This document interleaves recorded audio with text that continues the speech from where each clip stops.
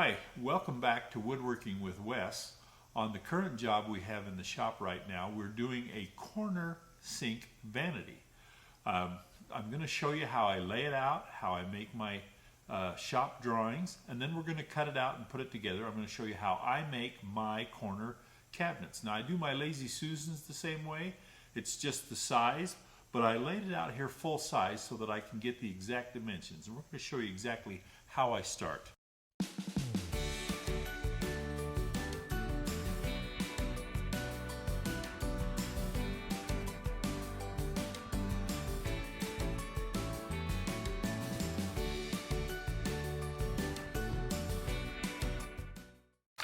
This is my layout sheet.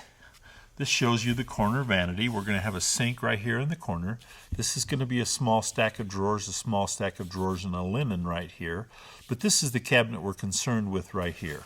So in order to get the exact sizes that we needed, I drew it out full size. We're 25.5 by 25.5. Our cabinets that come into the sides of it are only 16 inches deep. We have a very small area to work with, and that's why we're putting the sink in the corner so that we can have room for the sink with short cabinets on both sides. So what I did is I laid it out. This will be the side, this will be a side. This is going to be a face frame type of face to this cabinet. These are frameless cabinets, but we're going to do a face frame.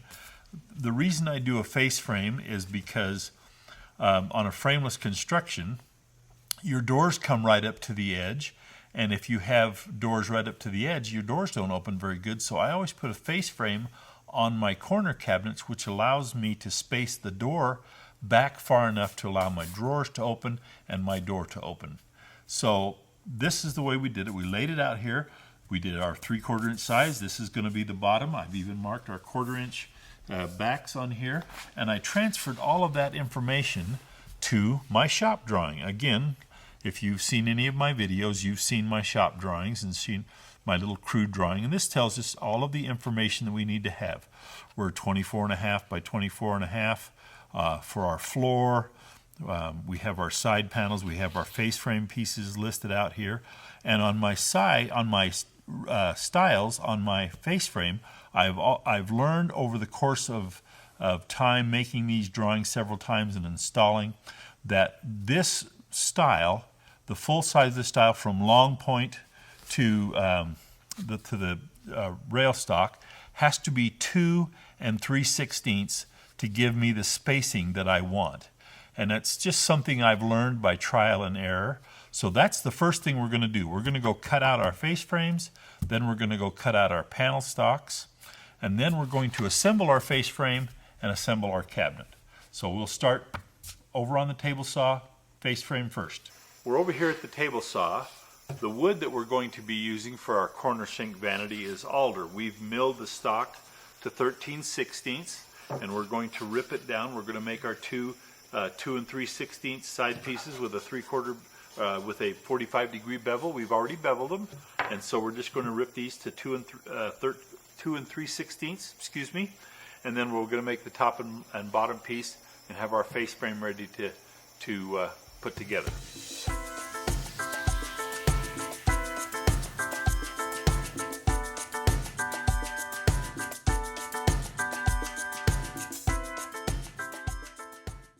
Okay, we've ripped our stock and put the bevel on the side of our rails. Now we're going to cut everything to length on the chop saw before we screw it together on our face frame.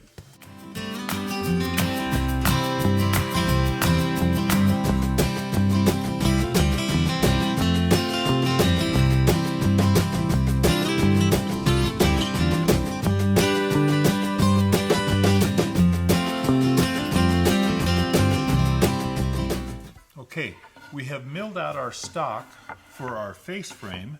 I've taken it over to my Craig boring machine, and I've drilled my pockets holes for my screws to put my face frame together. And we're going to assemble it on my bench here, just like this. We'll clamp it down and use pocket screws. We'll go ahead and do that part now. I did change one little part of my drawing. I had made a space here for a false face under the sink. I've decided not to do that. I've decided to make my door the full height to allow greater access for connecting the sink. This is not a very big opening. It's going to be hard to get in there and connect all the plumbing. So I eliminated the false face area, and we're just going to make the door go all the way to the top. That'll allow more room for connection of the plumbing when the sink is installed.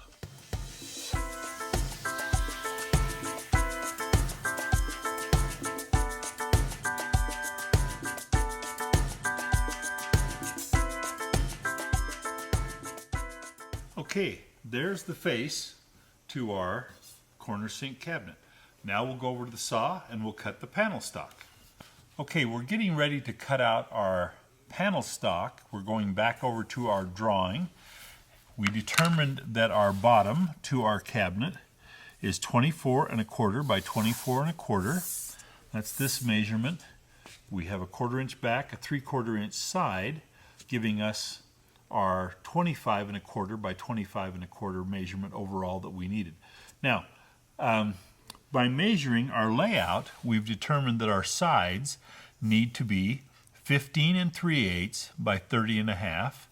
Our bottom 24 1/4 by 24 1/4. We have our face frame already made, so we're going to go over to the saw now and we're going to cut out our bottom and our sides. Now, when we cut out our bottom, our 15 3/8 measurement tells us where our angle needs to be. Excuse me. We'll measure 15 3/8 up on each side of our square, and we'll make an angle cut, a 45-degree cut across there, and that will line up so that our end panels fit correctly, and then our face frame goes on the front of that.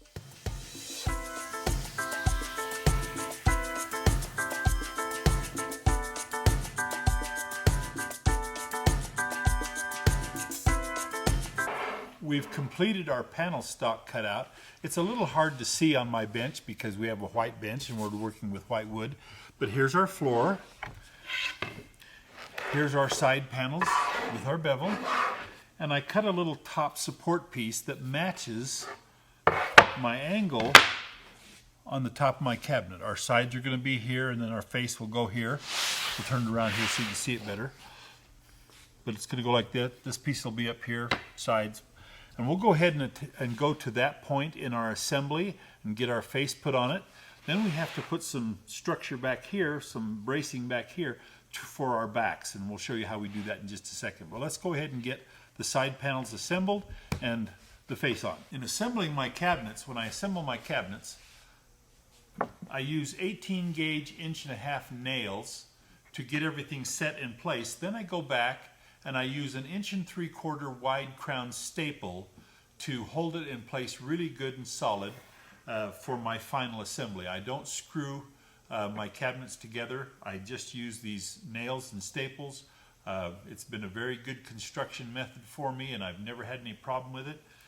Works very well, and it's quite fast. So in the process of trying to get your work done on a timely basis, this works really well. And that's what we're going to do right now.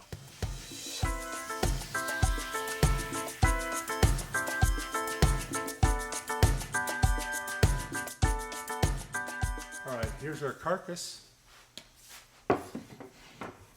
There goes our face frame on it. It's going to look just like that.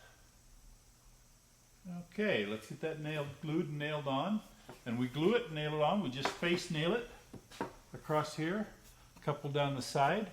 Then we can sand, and then this gets stained and lacquered, just this face.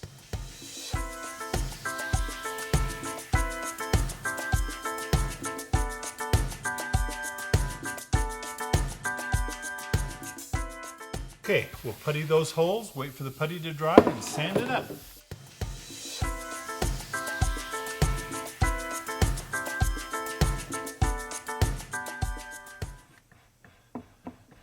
We've got it puttied. For putty, I use Fama wood. It's a very common putty. You can get it at most of your lumber yards, or I get it from my wholesale hardware supplier. This is a great putty. Good product to have on stock.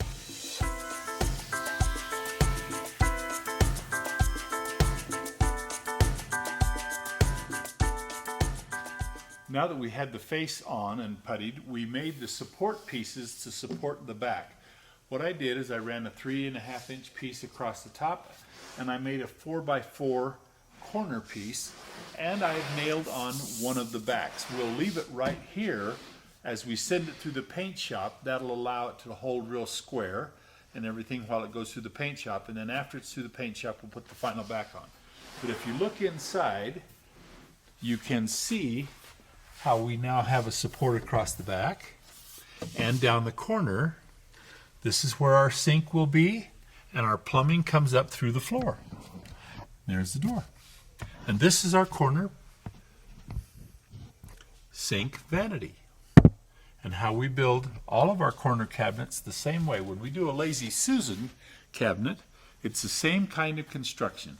Face frame, side panels, bottom. Lazy Susan has a full top, but it's the same kind of construction. Like I say, we're going to sand this, then we're going to send it through the paint shop. Now, I'm not going to show you the finish on this video, but we are going to do a video for about finishes in just a week or two, and we're going to show you different kinds of finishes that we use in the shop. This particular finish is just a simple stain and then a glaze. And so we're going to be showing you stain and glaze finishes. We're going to show you just stain finishes, clear finishes. We're going to show you that on a couple of videos of standard and a little bit of more advanced shop, cabinet shop finishes. That video, watch for that. That's going to be coming out pretty soon. But thanks today for watching our corner sink cabinet, and thanks for watching Woodworking with Wes.